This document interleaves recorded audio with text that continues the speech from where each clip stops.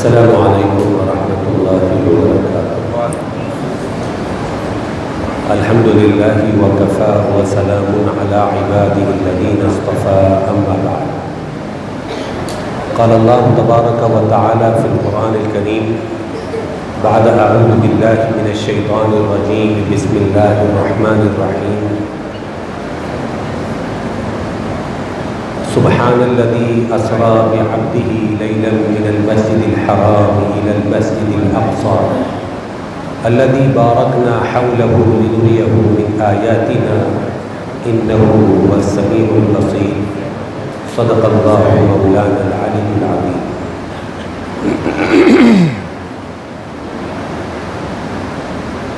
مخدوم گرامی قدر صدر اجلاس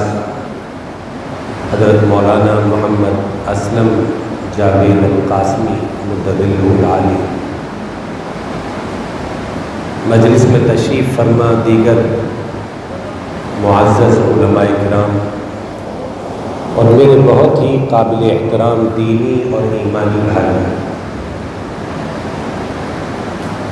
اللہ رب العزت والجلال نے انسانوں کی ہدایت کے لیے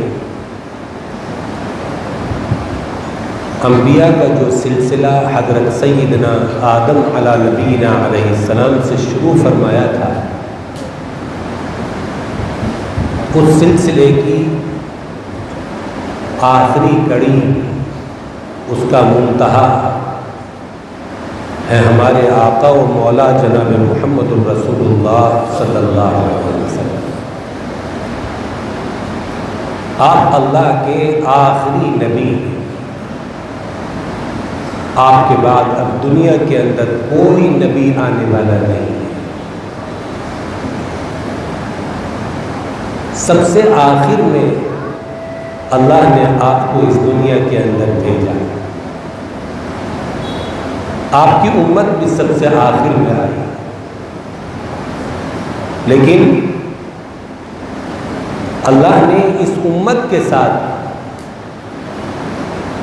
جو انعام و احسان کا معاملہ فرمایا وہ پچھلی کسی امت کے ساتھ نہیں ہوا۔ اللہ نے نبی تو سب امتوں کو عطا کی، لکل قوم ہاد، بہت سے نبیوں کو کتابیں بھی دیں، لیکن اس آخری امت پر اللہ نے جو فضل فرمایا وہ سب سے بڑھ کر کہ تمام نبیوں میں، تمام رسولوں میں سب سے افضل، سب سے اعلیٰ اپنا محبوب اور چہیتا پیغمبر اس امت کو عطا فرمایا۔ ایسی شان والا نبی، ایسی صفات اور کمالات والا نبی کہ جو صفات، کمالات، خوبیاں آپ سے پہلے کسی نبی اور کسی رسول کو عطا نہیں کی گئی۔ ہم نبی پاک صلی اللہ تعالی علیہ وسلم کی سیرت کا مطالعہ کریں،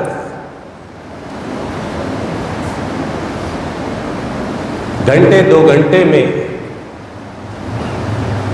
علماء اکرام کی زبانی ہم آقا کی پوری سیرت نہیں سن سکتے۔ اگر ہمیں سچا عشق ہے، سچی محبت ہے،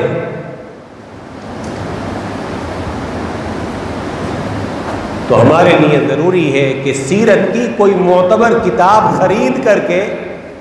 از اول تا آخر اپنے محبوب پیغمبر صلی اللہ تعالی علیہ وسلم کی مکمل سیرت کو ہم جانیں، مکمل سیرت کو پڑھیں، تو ہمیں معلوم ہوگا کہ ہمارے آقا کا کیا مقام اور مرتبہ تھا،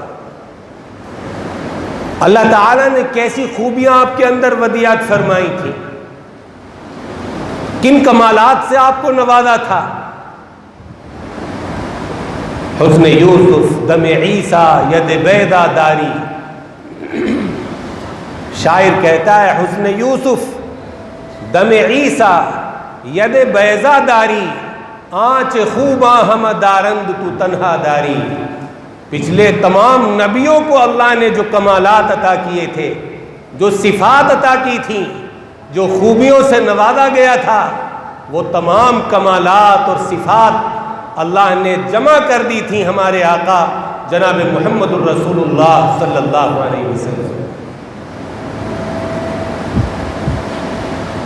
حسن کو دیکھیں تو حسن کا اعلیٰ درجہ، شجاعت کو دیکھیں تو شجاعت کا اعلیٰ درجہ، سخاوت کو دیکھیں تو سخاوت کا اعلیٰ درجہ، فصاحت و بلاغت کو دیکھیں تو ان کا اعلیٰ درجہ. ہر اچھی صفت کا اعلیٰ ترین درجہ اللہ نے اپنے محبوب کو عطا فرمایا،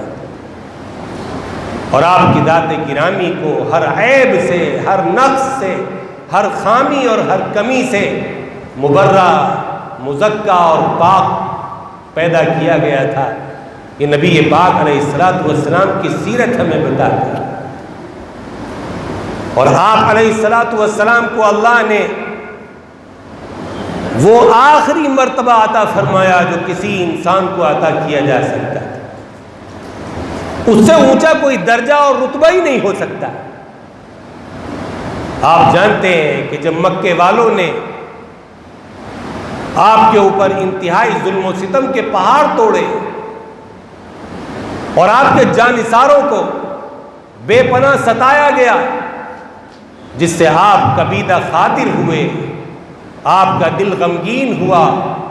تو اللہ تعالیٰ نے پھر آپ کی تسلی کے لیے اور آپ کو آپ کا مقام اور مرتبہ دکھانے کے لیے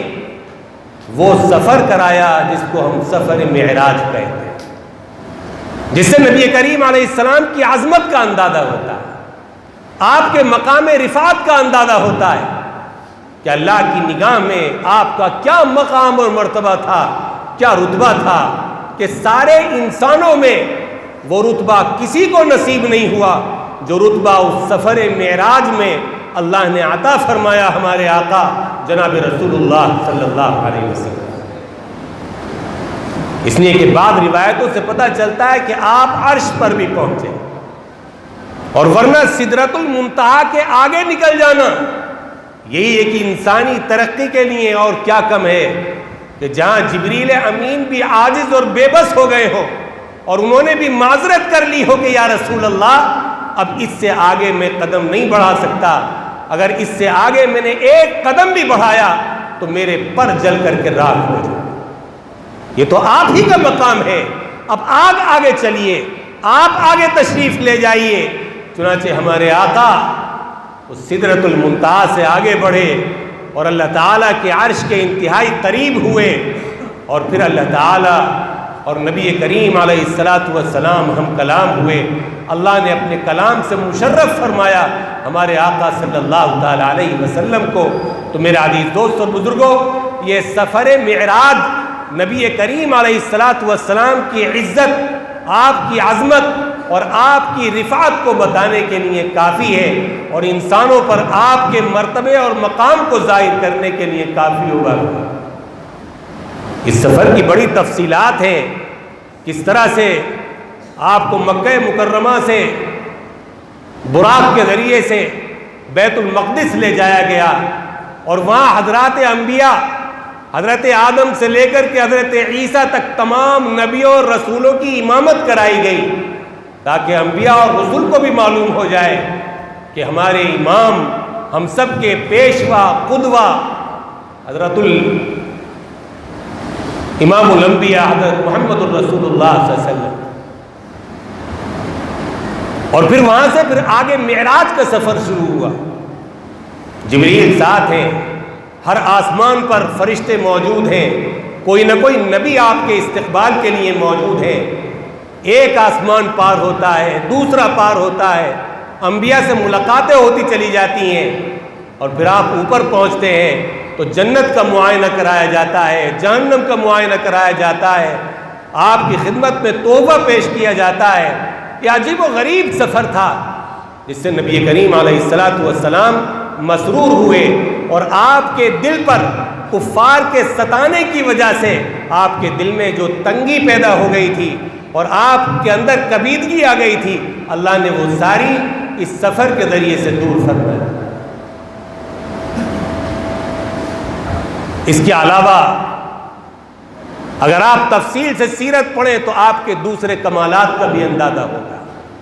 کیسا حسن و جمال اللہ نے دیا تھا۔ حضرت سمرہ بن جندب رضی اللہ تعالی عنہ مسجد نبوی کی طرف جا رہے ہیں، 14ویں رات ہے، چاند اپنی پوری تابانی کے ساتھ آسمان پر نکل رہا ہے، چمک رہا ہے۔ پہنچتے ہیں، دیکھتے ہیں کہ مسجد نبوی کے صحن میں آقا دو عالم جناب رسول اللہ صلی اللہ علیہ وسلم سرخ جوڑے کے اندر ٹہل رہے ہیں۔ اوپر آسمان کا چاند اور نیچے وہ مدینے کا چاند، آمنہ کا چاند چہل قدمی کر رہا ہے مسجد نبوی کے صحن میں۔ فرماتے جیسے ہی میری نگاہ پڑتی ہے میں ٹھہر گیا، اور کبھی میں نیچے کو دیکھتا، کبھی اوپر کو دیکھتا، کبھی آمنہ کا چاند اور کبھی آسمان کا چاند نظر کے سامنے ہوتا، اور بہت دیر تک میں اس کشمکش میں مبتلا رہا کہ یہ آسمان کا چاند زیادہ حسین و جمیل ہے یا آمنہ کا چاند زیادہ خوبصورت ہے۔ بہت دیر کی غور و فکر کے بعد بالآخر میرے دل نے یہ فیصلہ کیا کہ آسمان کے چاند میں تو داغ ہے، دھبے ہیں، سیاہی، تاریکی، جھائیاں ہیں، لیکن آمنہ کا چاند ان تمام عیوب سے پاک اور مبرہ ہے، اس لیے کہ آقا کا چہرہ انور زیادہ خوبصورت ہے اس آسمان کے چاند سے۔ صحابہ اکرام کو مبالغہ آرائی کی عادت نہیں تھی، وہ چیز کو جیسا دیکھتے تھے اسی طرح اسے نقل کیا کرتے تھے، اسی طرح بیان کیا کرتے تھے۔ نبی کریم علیہ السلام کے حسن و جمال کی جو تصویر کشی کی ہے، اس کی جو تفصیل بیان کی ہے صحابی رسول نے، یقیناً یہ واقعی ہے، حقیقی اور سچی ہے، یہ مبالغہ آمیزی سے پاک ہے کہ اللہ نے ہمارے آقا و مولا جناب رسول اللہ صلی اللہ علیہ وسلم کو حسن و جمال ہی ایسا عطا فرمایا۔ آپ علیہ السلام کی سخاوت دیکھیں، یوں تو اللہ تعالیٰ نے اپنے نبی کے لیے تمام خزانوں کی کنجیاں رکھ دی تھیں، تمام خزانوں کے دہانے آپ کے لیے کھلے ہوئے تھے، لیکن آپ نے اختیاری طور پر اپنے لیے سادگی کی زندگی پسند فرمائی، فقر و فاقے کی زندگی پسند فرمائی، لیکن اس کے باوجود سخاوت کا وہ دریا آپ کے ہاں بہتا تھا جس کی کائنات میں دوسری کوئی مثال نہیں ملتی۔ حاتم طائی کے قصے جس کے سامنے پھیکے پڑ گئے۔ حضرت انس بتاتے ہیں کہ ایک مرتبہ ایک شخص آقا کی بارگاہ میں بکریاں لایا، اور بکریوں کا اتنا بڑا ریوڑ اس نے پیش کیا کہ دونوں پہاڑوں کے درمیان کی جو جگہ تھی وہ ساری جگہ پر ہو گئی، بھر گئی۔ ابھی آپ وہیں موجود تھے کہ ایک شخص حاضر ہوا اور اس نے عرض کیا، یا رسول اللہ یہ تو بہت زیادہ بکریاں ہیں، اگر آپ مناسب سمجھیں تو مجھ کو عطا فرما دیں۔ اگر کوئی اور ہوتا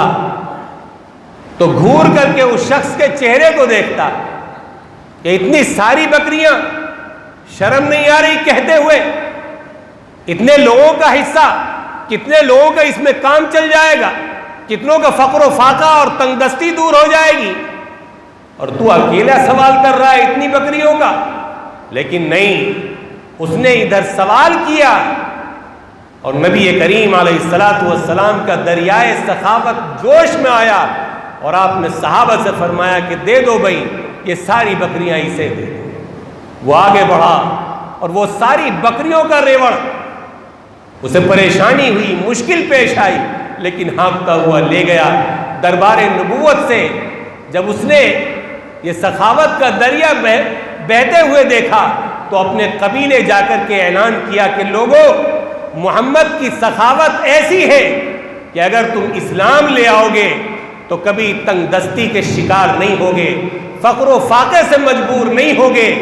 اس کے کہنے پر پورا قبیلہ اسلام لے آیا، اور اللہ تعالیٰ نے ان کو بھی ایسا نوازا کہ پوری بستی کے اندر کوئی فقر و فاقے کا واقعہ پیش نہیں آیا اس کے بعد۔ میرا عزیز دوستو، بزرگوں، سخاوت نبی پاک علیہ الصلوۃ والسلام کی ایسی، ایک بڑھیا آئی، ایک چادر اپنے ہاتھوں سے بن کر کے تیار کر کے لائی۔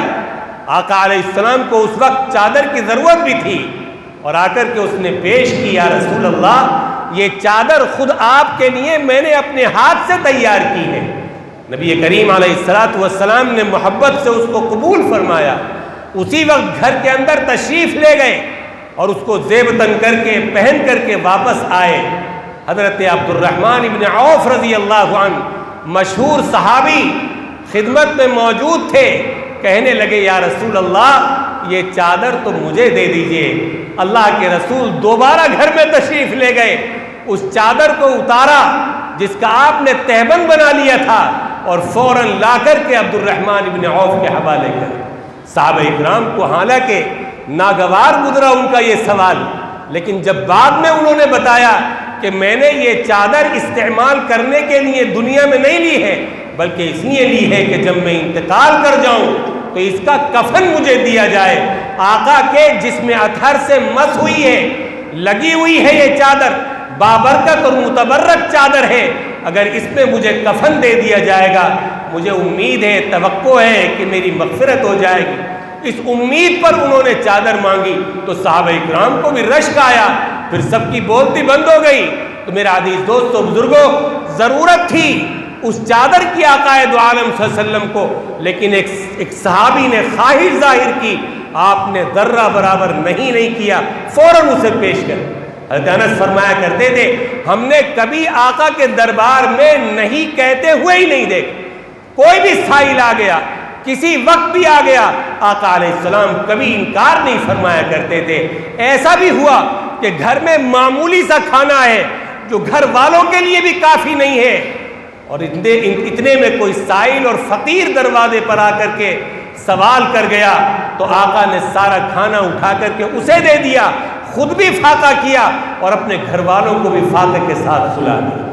یہ سخاوت ہے۔ جناب محمد الرسول اللہ صلی اللہ علیہ وسلم کی شجاعت دیکھیے تو وہ اعلیٰ درجے کی۔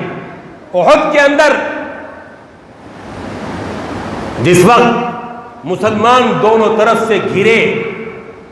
اور دشمنوں نے دونوں طرف سے حملہ کر دیا مسلمانوں پر، یہ ناگہانی حملہ تھا جس کی پہلے سے کوئی توقع اور امید نہیں تھی۔ اس اچانک کے حملے سے مسلمانوں میں انتشار پیدا ہو گیا، صحابہ ادھر ادھر دوڑ گئے، نبی کریم علیہ الصلوۃ والسلام کے قریب صرف چند صحابہ رہ گئے حفاظت کے لیے، اور کفار کو پھر ایذا رسانی کا موقع ہاتھ آ گیا۔ کسی نے پتھر چلایا جس نے آپ کی پیشانی کو خون آلود کیا، کسی نے دوسرا پتھر مارا، خود کی لڑیاں آپ کے رخسار مبارک میں گڑ گئیں، دندان مبارک شہید ہو گیا، آپ کو چکر آیا، غشی تاری ہوئی، گڑھے میں گر گئے، لیکن اس کے باوجود ذرا سے سنبھلے تو پھر میدان میں آ گئے اور پھر محاذ سنبھال لیا، اور صحابہ اکرام کو جوڑ کر کے پھر وہ جنگ لڑی کہ اللہ تعالیٰ نے پھر دوبارہ فتح اور پھر جیت نصیب فرمائی۔ حنین کا موقع آیا، وہاں پر بھی ناگہانی اور اچانک کے حملے سے مسلمانوں کے لشکر میں انتشار پھیلا، صحابہ ادھر ادھر منتشر ہو گئے، نبی کریم علیہ الصلوۃ والسلام کے ساتھ صرف چند صحابی رہ گئے، لیکن اس کے باوجود آپ سفید خچر پر سوار تھے، حضرت عباس آپ کے خچر کی لگام تھامے ہوئے تھے، آپ ایڑ لگا کر کے دشمنوں کی طرف بڑھ رہے، حفاظت کرنے والے صرف چند صحابی ہیں، لشکر جرار ہے کفار کا، لیکن تنے تنہا مقابلے کے لیے آگے بڑھ رہے ہیں اور اعلان کر رہے ہیں انا النبی لا کذب انا ابن عبد المطلب، میں اللہ کا سچا نبی ہوں، جھوٹا نبی نہیں ہوں، میں عبد المطلب کی بہادر اولاد ہوں، کوئی بزدل نہیں ہوں، اور آپ تنے تنہا مقابلے کے لیے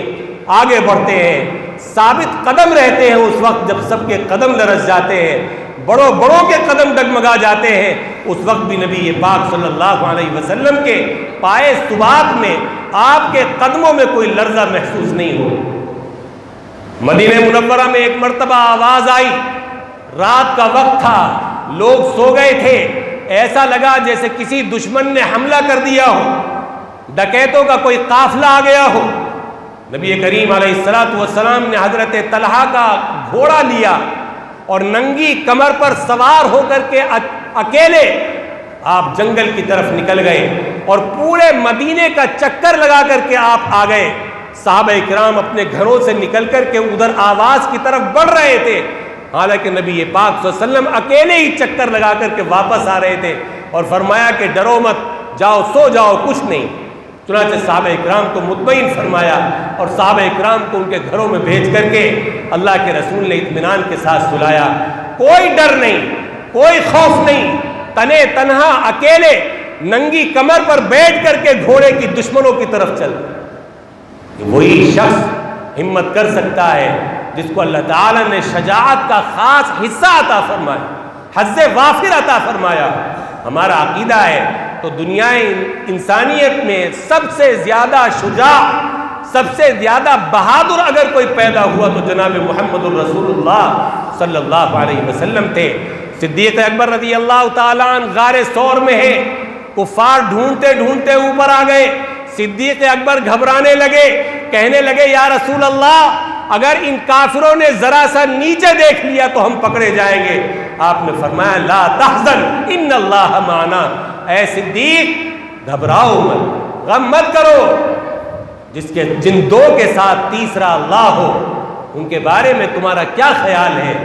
آپ علیہ السلام کے پیشانی پر کوئی بل نہیں، گھبراہٹ کے کوئی آثار نہیں، خوف بالکل نمایاں نہیں، بلکہ آپ خوف سے، ڈر سے بالکل پاک، انتہائی پرسکون اور اطمینان کے لہجے میں حضرت صدیق اکبر کو تسلی دے رہے، ہجرت فرما رہے۔ 70 کافروں کا ایک لشکر، ایک قافلہ ڈھونڈتے ڈھونڈتے پیچھے کو آ گیا، آپ کے قریب آن پہنچا۔ صدیق اکبر کہنے لگے یا رسول اللہ یہ تو قریب آ گئے۔ آپ نے پھر فرمایا لا تحزن ان اللہ، صدیق ڈرو مت، خوف مت کرو۔ سراقہ ابن مالک ابن جاشم تو بالکل قریب پہنچ گئے، یہاں تک کہ ان کا گھوڑا ریت کے اندر دھسا، پھر اٹھے، پھر دوڑے، پھر دھسا۔ بار بار کے بعد نبی پاک صلی اللہ تعالی علیہ وسلم سے انہوں نے معذرت کی، معافی مانگی، اللہ کے رسول نے امان دی اور ساتھ میں خوشخبری بھی سنائی کہ کسریٰ کے کنگن، اس وقت کیا حال ہوگا تمہارا جب کسریٰ کے کنگن تمہارے ہاتھوں میں ہوں گے اور تمہیں پہنائے جائیں، تمہیں یہ عزت ملے گی۔ چنانچہ عمر فاروق رضی اللہ تعالیٰ عنہ کے دور میں یہ بھی ہوا، کسریٰ فتح ہوا، ایران فارس فتح ہوا، کنگن آئے اور حضرت سراقہ کے ہاتھوں میں ان کو پہنایا گیا نبی پاک صلی اللہ علیہ وسلم کی اس پیشین گوئی کو پورا کرنے کے۔ تو کسی بھی موقع پر حالات کیسے بھی آئے ہوں، کیسے بھی گھبرا دینے والے حالات ہوں، بڑے بڑے صحابہ کے قدم ڈگمگا گئے ہوں، لیکن نبی کریم علیہ السلام کے قدموں میں کبھی ڈگمگا نہیں، بلکہ آپ نے صحابہ کرام کی تربیت بھی اس انداز سے فرمائی تھی کہ مومن اللہ کے علاوہ کسی سے نہیں ڈرتا، اگر مومن کسی سے ڈرتا ہے تو صرف اللہ سے۔ اس لیے قرآن کریم کی ایک آیت میں اس کا بیان موجود ہے کہ جب صحابہ کو بتایا گیا کہ سارے کفاروں کے لشکر اور کفار جمع ہو گئے تمہارے مقابلے کے لیے، تو بجائے صحابہ ڈرنے کے، قرآن کہتا ہے ان کے ایمان میں اور اضافہ ہو گیا، ان کا جوش اور جذبہ اور بڑھ گیا، اس لیے کہ وہ کفار سے، بڑے بڑے لشکروں سے ڈرا ہی نہیں کرتے تھے۔ ایک مرتبہ پوچھا حضرت عمر فاروق رضی اللہ تعالیٰ عنہ نے، بھائی فلاں لشکر سے کافروں کے مقابلے کے لیے جانا ہے، کون کون تیار ہے؟ حضرت خالد بن ولید کھڑے ہوئے، کہا کہ میں اکیلا مقابلے کے لیے تیار ہوں اور میں اکیلا کافی ہوں۔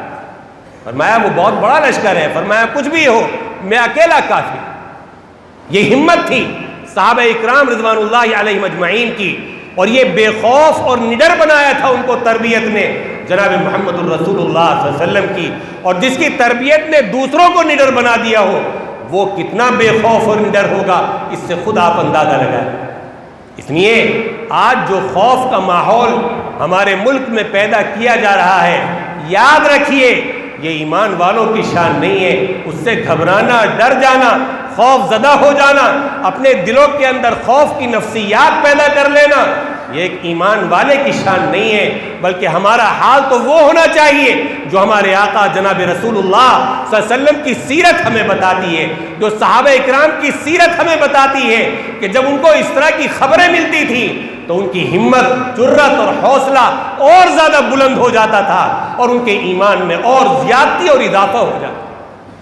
میرا عزیز دوستو، بزرگوں، نبی کریم علیہ الصلوۃ والسلام کے ایک ایک شعبے میں دیکھتے چلے جائیے، ایک ایک صفت کو دیکھتے چلے جائیے، ہر صفت آپ کی اعلیٰ درجے کی دکھائی دے۔ اخلاق، کائنات میں کسی کو ایسے اخلاق ملے ہی نہیں جیسے اخلاق اللہ نے عطا فرمائے تھے ہمارے آقا و مولا جناب رسول اللہ صلی اللہ علیہ وسلم کو، کہ دنیا کے بڑے سے بڑے صبر آزما، بڑے سے بڑے نرم دل انسان کو بھی جہاں غصہ آ جائے، آقا علیہ السلام کو وہاں بھی غصہ نہیں آتا تھا، برداشت کرتے تھے اور دشمنوں کو بھی معاف کر دیا کرتے تھے۔ غزوہ خیبر کا واقعہ ہے، ایک یہودیہ عورت زینب نامی بکری کا گوشت لاتی ہے، زہر ملا کر کے لاتی ہے۔ نبی کریم علیہ الصلوۃ والسلام کی عادت تھی کہ آپ ہدیے کو قبول فرمایا کر، بلا وجہ رد نہیں کیا کرتے تھے۔ آقا علیہ السلام نے اس کا ایک ٹکڑا اپنی زبان مبارک پر رکھا، جبریل امین فوراً حاضر ہوئے، عرض کیا یا رسول اللہ اس کے اندر زہر ملا ہوا ہے، اسے تناول نہ فرمائیں۔ مگر ایک ٹکڑا تو آپ کے حلق تک پہنچ چکا تھا جس کا اثر آپ کی وفات کے وقت ظاہر ہوا، لیکن جب بلایا گیا اس عورت کو، تحقیق کی گئی، اس عورت نے اقرار کیا کہ ہاں میں نے اس میں زہر ملایا۔ بھائی کیوں ملایا تھا؟ اس نے کہا میں نے اس لیے ملایا تھا کہ اگر یہ سچے نبی ہوں گے تو زہر ان پر اثر انداز نہیں ہوگا، انہیں کوئی ضرر اور نقصان نہیں پہنچے گا، اور اگر جھوٹے نبی ہوں گے تو قصہ پاک ہو جائے گا، ختم ہو جائے گا۔ حضرت عمر فاروق رضی اللہ تعالیٰ عنہ موجود تھے، عرض کیا یا رسول اللہ اجازت ہو تو اس کی گردن اڑا دوں؟ فرمایا نہیں، ہم نے معاف کیا، چھوڑ دو اسے، جانے دو۔ جانی دشمن، آپ کی جان سے کھیلنے والی، وجود پاک کے ساتھ انتہائی ظالمانہ سازش رچنے والی، اور ادھر زبان اقدس سے ارشاد ہوتا ہے کہ ہم نے معاف کیا، جانے دو۔ ایک بار جنگل میں صحابہ سے الگ اتفاقاً دور آپ ایک درخت کے نیچے لیٹے ہوئے تھے، آرام فرما تھے۔ ایک دیہاتی آیا اور اپنی تلوار، آپ کی تلوار لے کر کے سوت کر کے کہنے لگا محمد تمہیں اس تلوار سے کون بچائے؟ اس کے چیخنے چلانے سے آپ کی آنکھ کھلی، دیکھا کہ ایک کافر ہے، ہاتھ میں ننگی تلوار ہے اور للکار رہا ہے۔ آپ نے انتہائی اطمینان کے ساتھ فرمایا اللہ، کوئی خوف اور ڈر نہیں، فرمایا اللہ، مجھے اللہ بچائے گا۔ بس اللہ کہنا تھا، باطنی تصرف تھا، یا آپ کے کلمات کا وہ اثر تھا کہ اس پر لرزہ کاری ہو گیا، ہاتھ سے تلوار چھوٹ کر کے زمین پر گر گئی۔ نبی اکرم صلی اللہ تعالی علیہ وسلم نے تلوار اٹھائی، صحابہ کو آواز دے کر کے بلایا اور سارا قصہ سنایا کہ یہ مجھ سے اس طرح کہہ رہا تھا، میں نے یہ جواب دیا۔ حضرت عمر نے اس موقع پر بھی فرمایا یا رسول اللہ اجازت دے تو اس کی گردن اڑا دوں؟ فرمایا نہیں، جاؤ، جان اس کا راستہ چھوڑ دو، اسے جانے دو، اس سے کچھ مت کہو، جانی دشمن ہے، توہین کر رہا ہے، گستاخانہ رویہ اپنا رہا ہے، اور ادھر ارشاد ہوتا ہے کہ ہم نے اس کو معاف کر دیا، اس کا راستہ چھوڑ دو، اسے جانے۔ یہ نبی کے اخلاق ہیں۔ فتح مکہ کے موقع پر سارے مکے والوں کو، جنہوں نے آپ کو مکے سے نکلنے پر مجبور کیا تھا، جنہوں نے آپ کے جانثاروں کو تڑپا تڑپا کر کے شہید کیا تھا، آپ نے ایک جملے کے اندر سب کو معافی دے دی، لا تثریب علیکم اليوم وانتم الطلقاء، جاؤ آج کسی سے کوئی بدلہ نہیں لیا جا رہا ہے، تم سب آزاد۔ یہ نبی پاک علیہ الصلوۃ والسلام کے اخلاق ہے، دشمنوں کے ساتھ یہ رویہ اور اپنوں کے ساتھ۔ میں نے ابھی واقعہ سنایا غزوہ احد کا، اسی کا ایک دوسرا پہلو یہ بھی ہے کہ آقا علیہ الصلوۃ والسلام اور آپ کے لشکر کے پیچھے جبل احد تھا، احد پہاڑ تھا، وہ آپ کا پشت پناہ تھا ظاہری طور پر، پیچھے سے حملے کی کوئی توقع نہیں تھی، کوئی ڈر نہیں تھا، اونچا پہاڑ تھا پیچھے، لیکن ایک جگہ اس کی نیچی تھی، وہاں نبی کریم علیہ الصلوۃ والسلام نے حملے کا اندیشہ دیکھ کر کے 50 تیر اندازوں کو مقرر کر دیا تھا۔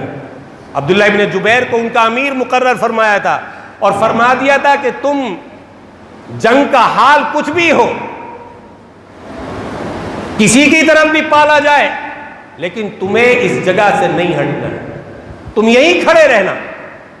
لیکن جب مسلمان جنگ جیتنے لگے، دشمن میں بھگدڑ مچی، وہ اپنا ساز و سامان چھوڑ کر کے جانے لگے اور مسلمانوں نے مال غنیمت جمع کرنا شروع کر دیا، تو وہ صحابہ جو اوپر کھڑے ہوئے تھے انہوں نے سوچا کہ اب تو جنگ ختم ہو گئی، دشمن بھاگنے لگا، اب ہم بھی نیچے اتر کر کے، اللہ کے رسول نے جنگ تک کے لیے تو حکم دیا تھا، نیچے اتر کر کے ہم بھی مدد کریں سامان جمع کرنے میں، مال غنیمت جمع کرنے۔ امیر نے روکا، لیکن ان صحابہ کا اجتہاد یہی ہوا، انہوں نے یہی فیصلہ کیا کہ بس اللہ کے رسول کا حکم یہیں تک تھا، چنانچہ اتر آئے۔ 10-11 صحابہ صرف اوپر رہ گئے۔ کافروں کے لشکر میں ایک بڑے بہادر جنگجو تھے، اس وقت تک ایمان نہیں لائے تھے، حضرت خالد بن ولید رضی اللہ عنہ۔ جب انہوں نے اس مورچے کو خالی دیکھا تو اپنے دستے کو لے کر کے مڑ کر کے اسی درے سے آئے اور پیچھے سے مسلمانوں پر حملہ کر دیا۔ جو کافر بھاگ رہے تھے اب وہ بھی مڑ کر کے آ گئے، اور اس طرح مسلمان دونوں طرف سے گھر گئے اور مسلمانوں میں انتشار پیدا ہوا، اور وہ صورتحال پیش آئی جو میں نے ابھی ذکر کی۔ تو اگر دیکھا جائے تو نبی کریم علیہ الصلوۃ والسلام جو زخمی ہوئے، دندان مبارک شہید ہوا، پیشانی خون آلود ہوئی، جس میں مبارک لہو لہان ہوا، کس کی وجہ سے؟ ظاہری سبب کون بنا اس کا، اس تکلیف کا؟ یہ صحابہ جو اوپر سے اتر آئے تھے۔ اگر یہ نہ اترتے تو پیچھے سے حملہ نہ ہوتا اور پانسا نہ پلٹتا، یہ جیتی ہوئی جنگ شکست میں تبدیل نہ ہوتی، آقا علیہ الصلوۃ والسلام کا جسم اثر لہو لہان نہ ہوتا۔ لیکن آقا علیہ السلام کا اخلاق دیکھیے، جن کی وجہ سے تکلیف پہنچی ذات مبارکہ کو، آپ کے نگاہ میں متعین تھے وہ سب کے سب، لیکن آپ نے ان سے کچھ نہیں کہا، آپ نے ان کو سخت سخت نہیں کہا، ڈانٹ ڈپٹ نہیں کی، آپ نے بلا کر کے ایک مرتبہ اپنی خدمت میں ان سے کوئی شکوہ اور شکایت تک نہیں کی کہ تمہاری وجہ سے یہ صورتحال پیش آئی، نبی کی ذات زخمی ہوئی ہے، میرا خون بہا ہے، تمہیں معلوم ہے کتنی تکلیف مجھے ہوئی ہے تمہاری وجہ سے۔ آقا نے انہیں شرمندہ نہیں کیا، جو ہوا سو ہوا، اللہ کے اوپر بھروسہ کیا، اللہ کے اوپر چھوڑ دیا، اپنے ساتھیوں سے کچھ آپ نے کوئی بات پرس نہیں فرمائی۔ یہ اعلیٰ اخلاق ہے نبی کریم علیہ الصلوۃ والسلام۔ قرآن کریم نے اسی کو، اللہ تعالیٰ نے قرآن کریم میں اسی کو ذکر فرمایا، فَبِمَا رَحْمَةٍ مِّنَ اللَّهِ لِنْتَ لَهُمْ وَلَوْ كُنْتَ فَظًّا غَلِيظَ الْقَلْبِ لَانفَضُّوا مِنْ حَوْلِكَ۔ اللہ کی رحمت سے اللہ نے آپ کو یہ نرمی عطا کی، آپ نے ان کے ساتھ نرمی کا برتاؤ کیا۔ اگر آپ سخت خو ہوتے، بدخلق ہوتے، سخت مزاج ہوتے تو یہ سب آپ کی طرف کے پاس سے بھاگ کر کے چلے جاتے یا آپ کو چھوڑ کر کے چلے جاتے، لیکن آپ کے اخلاق کا ہی اثر ہے کہ یہ سارے کے سارے آپ سے جڑے ہوئے ہیں، ملے ہوئے ہیں، آپ پر جان نثار کرنے کے لیے اور اپنی جانیں نچھاور کرنے کے لیے تیار ہیں۔ عرب کا ہر قبیلہ ہو گیا اسلام میں داخل، عرب کا ہر قبیلہ ہو گیا اسلام میں داخل، اثر سے جس کے وہ خلق پیمبر یاد آتا ہے۔ تو نبی کریم علیہ السلام کے یہ اخلاق عالیہ تھے جس کی وجہ سے اسلام روز افزوں پھیلا، اور 23 سال کی قلیل مدت میں پورا جزیرۃ العرب اسلام کے صداؤں سے گونج اٹھا۔ اور اسلام کی اس نعمت سے مالا مال ہو گیا، تو اخلاق دیکھیں تو وہ اعلیٰ درجہ۔ اور انہی تمام آقا علیہ السلام کے شمائل میں، صفات میں اور آپ کی اسی سیرت کے پہلوؤں میں ہمارے لیے سبق ہے۔ یہ سیرت کے جلسے اسی لیے کیے جا رہے ہیں تاکہ نبی کریم علیہ السلام کی سیرت کے یہ پہلو ہمارے سامنے آئیں اور پھر ہم انہیں اپنی زندگی کے اندر بھی لائیں، ہم ان کی نقل کریں، ان کی کاپی کریں، ان کی تقلید کریں، اپنے اخلاق کو ایسے اخلاق بنائیں، اپنے دل کو بے خوف اور نڈر بنائیں باطل اور کفر کے مقابلے میں، اپنے اندر سے بخل اور کنجوسی نکال کر کے دین کے معاملے میں، بیوی بچوں کے معاملے میں سخی بنے، سخاوت کرنے والے بنے، نبی کی سخاوت سے درس لیں۔ یہ سیرت کے یہ پہلو ہمیں یہی سکھاتے ہیں، اسی لیے سیرت کی یہ باتیں کی جاتی ہیں۔ اللہ سے دعا کیجیے اللہ تعالیٰ مجھے بھی عمل کی توفیق عطا فرمائے اور آپ حضرات کے لیے بھی عمل کرنا آسان بنائے۔ ایک آخری بات کہہ کر کے رخصت ہوتا ہوں، ایک چیز اور ہے جو نبی کی سیرت ہمیں خاص طور پر نظر آتی ہے، اور وہ ہے خدمت خلق۔ نبوت کے بعد بھی اور نبوت سے پہلے کی جو آپ کی جوانی کی زندگی ہے، اس زندگی کے اندر بھی جہاں آپ کی اور بہت سی پاکیزہ خصلتیں ہمارے سامنے آتی ہیں، وہیں یہ بھی کہ آپ نے اپنی جوانی کی زندگی کو بیکاری میں نہیں گزارا، لایانی اور فضول دوستیوں میں نہیں گزارا، مجلس آرائی میں نہیں گزارا، ادھر ادھر بیٹھنے میں نہیں گزارا، لایانی اور فضول کاموں میں نہیں گزارا۔ آج ہر وقت ہمارے پاس موبائل ہے، رات کو دو وقت تک ہم دو بجے تک موبائل کے اندر اپنا وقت ضائع کرتے ہیں، حالانکہ نبی کو تصویر سے کتنی نفرت تھی۔ حدیث میں آتا ہے کہ ایک مرتبہ آپ اپنے گھر تشریف لائے، حضرت عائشہ رضی اللہ تعالیٰ عنہ نے نیا پردہ اندر ٹانگا تھا، اس پر تصویر بنی ہوئی تھی، آپ علیہ السلام اندر داخل نہیں ہوئے، حضرت عائشہ کو تنبیہ فرمائی، انہوں نے وہ پردہ اتارا، تب جا کر کے نبی کریم علیہ السلام اندر داخل ہوئے۔ ایک اور موقع پر تکیے پر اسی طرح کا آپ غلاف چڑھا دیا گیا، جس غلاف پر تصویر بنی ہوئی تھی، نبی پاک صلی اللہ علیہ وسلم نے تنبیہ فرمائی، حضرت عائشہ نے فوراً غلاف اتار دیا۔ جس نبی کو تصویروں سے اتنی نفرت ہو، آج اس کا امتی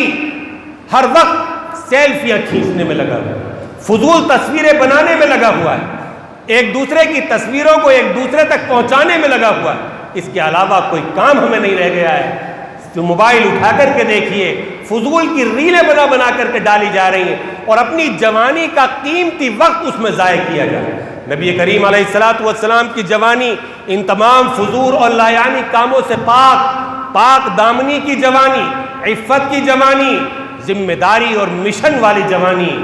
آپ علیہ السلام نے جیسے ہی جوانی میں قدم رکھا، تجارت شروع فرمائی، نوجوانوں کو درس دیا، جوان ہوتے ہی حلال اور طیب روزی کی طرف فکر کریں۔ آپ نے خود چچا جان کے ساتھ بھی سفر کیا شام کا، اور اکیلے بھی سفر فرمایا، اور جو وقت سفر سے بچتا اس کو آپ خدمت خلق میں لگا۔ یہ خاص صفت ہے نبی پاک۔ بوڑھے، مسافر، کمزور، یتیم، غریب، بیوہ، مسکین، معذور، ان سب کی مدد کرنا، ان کے لیے سہارا بننا، انہیں کما کر کے دینا، بھوکوں کو کھلانا، پیاسوں کو پلانا، یہی پوری جوانی کا مشغلہ تھا نبی کریم علیہ السلام کی۔ اور نبوت کے بعد ادھیڑ عمر میں اور بڑھاپے میں بھی آپ نے یہ خدمت خلق کا کام نہیں چھوڑا۔ اور یہ وہ ہتھیار ہے جو بڑے سے بڑے دشمن کو موم کر دیتا ہے،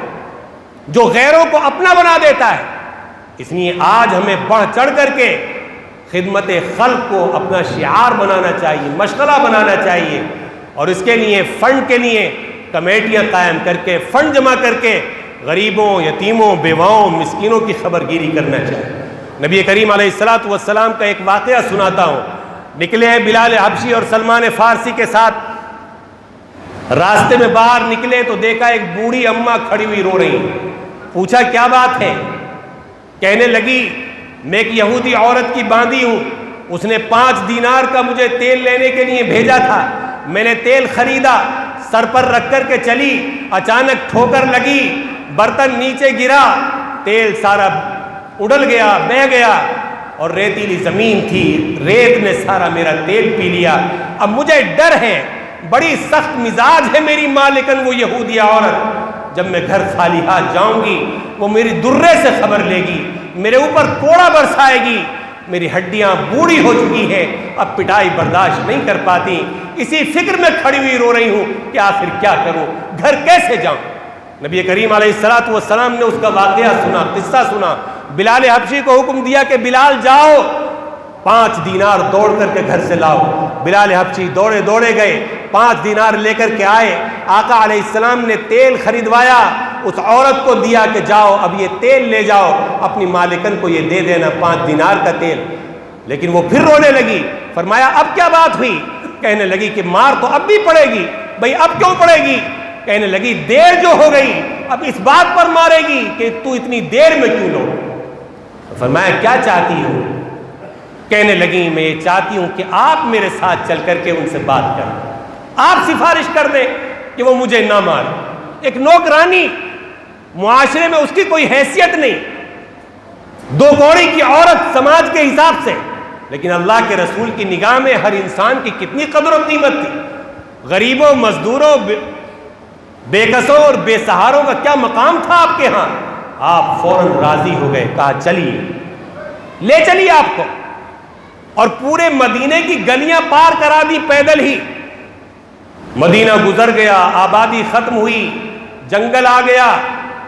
تو ایک کچا مکان اور جھونپڑی سامنے نظر آئی، اسی کے سامنے لے جا کر کے اس اماں نے کھڑا کر دیا کہ یہی میری مالکن کا مکان ہے۔ فرمایا بلواؤ۔ بلایا گیا مالکن کو، یہودی عورت تھی، لیکن جب اس نے آقا کا حسین و جمیل چہرہ دیکھا، روایت میں آتا ہے کہ دیکھتی ہی رہ گئی، ایسی مست ہوئی اور آپ کے حسن و جمال سے ایسی متاثر ہوئی، جب آپ نے کہا کہ دیکھو ہم نے ان کا تیل خرید کر کے دے دیا ہے اور ہم اس لیے آئے ہیں سفارش کرنے کہ تم ان کو مارنا مت۔ کہنے لگی میں وعدہ کرتی ہوں، آپ یہاں تک آئے، میں وعدہ کرتی ہوں کہ میں اسے کچھ نہیں کروں، آپ نے کہہ دیا تو اب نہیں ماروں، لیکن آپ کون ہیں یہ ابھی نہیں جانتی، بس یہ دیکھ رہی ہے کہ کائنات میں ایسا حسین میں نے اس سے پہلے دیکھا ہی نہیں، کیا ایسے حسین نوجوان بھی دنیا میں پیدا کیے ہیں اللہ نے۔ انتہائی متاثر ہے۔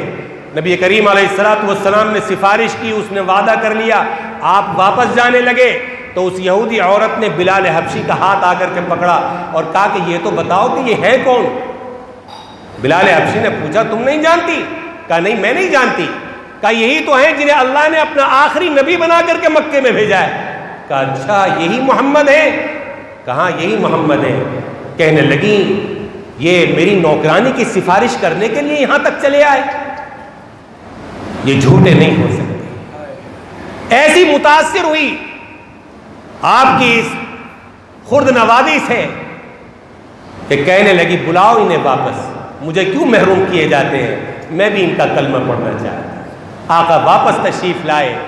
اور آقا علیہ السلام نے اسے کلمہ پڑھا کر کے ایمان میں داخل فرمایا۔ میرا عزیز دوستو بزرگوں، نبی کریم علیہ السلام بے سہاروں کے لیے اس طرح سہارا بنے، اس طرح خدمت فرمایا کرتے۔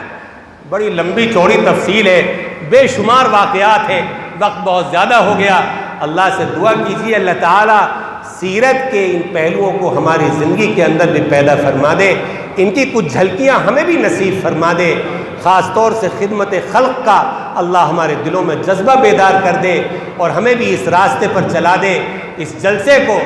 نبی پاک صلی اللہ علیہ وسلم سے محبت اور عشق میں اضافے کا ذریعہ بنا دے اور سیرت کو اپنانے کا سبب اور وسیلہ بنا دے۔ وآخر دعوانا الحمدللہ رب العالمین۔